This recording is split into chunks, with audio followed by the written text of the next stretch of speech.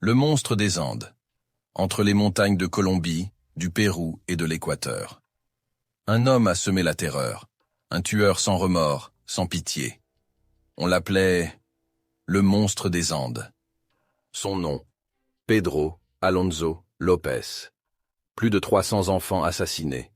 Et un mystère qui plane encore aujourd'hui. Pedro Alonso López naît en 1948, en Colombie.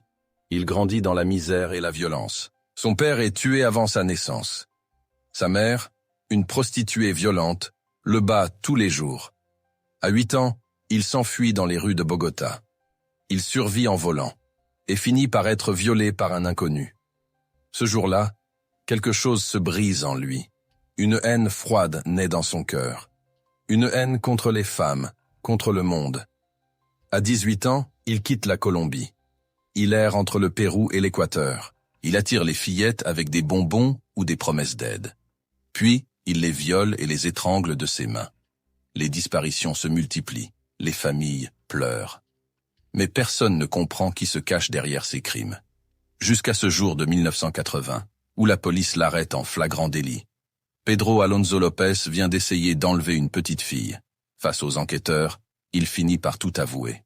Des meurtres, des centaines de meurtres, plus de 300 enfants assassinés à travers 3 pays.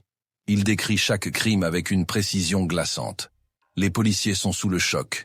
Il ne montre aucune émotion, aucune pitié. Il dit simplement « Les filles étaient des anges envoyés pour moi ». Des fouilles révèlent plus de 50 corps et confirment l'ampleur de l'horreur. Son procès a lieu en Équateur, mais la justice paraît dérisoire face à ces crimes. Pedro Alonso López est condamné à seulement 16 ans de prison. 16 ans pour 300 vies.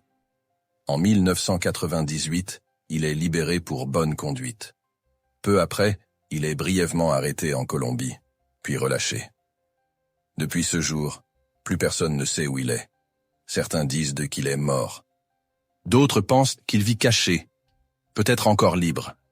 Pedro Alonso López reste officiellement l'un des pires tueurs de l'histoire. Plus de 110 meurtres confirmés, et plus de 300 avoués. Un monstre humain, insaisissable, sans remords. Et aujourd'hui encore, personne ne sait s'il est vraiment mort, ou s'il rôde quelque part, dans les Andes. Chronique Flash, là où les ténèbres de l'histoire refont surface.